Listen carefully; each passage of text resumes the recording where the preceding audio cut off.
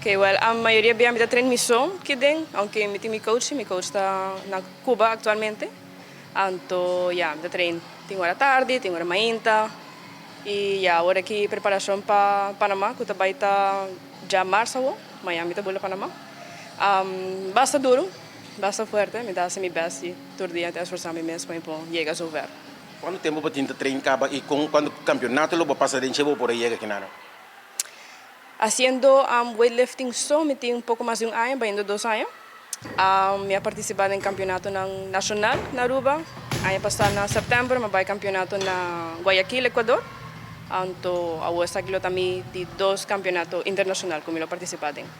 O primeiro campeonato bagana para a experiência aqui bo pontuação da verdade, não? Okay. Último campeonato nacional, sim, me sali campeão, primeiro lugar de Aruba. Campeonato na Guayaquil, sim, me logra chegar de 4 lugar. E que bo pensamento tá para chegar agora que bo vai seguinte competência.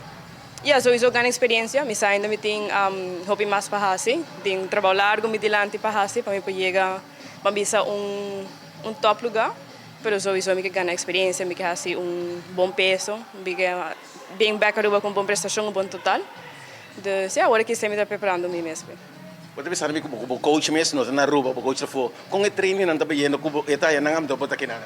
Sim, eta hobby mas a hobby fortitude mental, passo manema visa, me dá missão que não. Eta hobby também gravamento, mandele, eta dá me feedback, planificar, comunicação, tudo isso. Eta vai bom sim? Eta vai bom sim. Sim, daqui.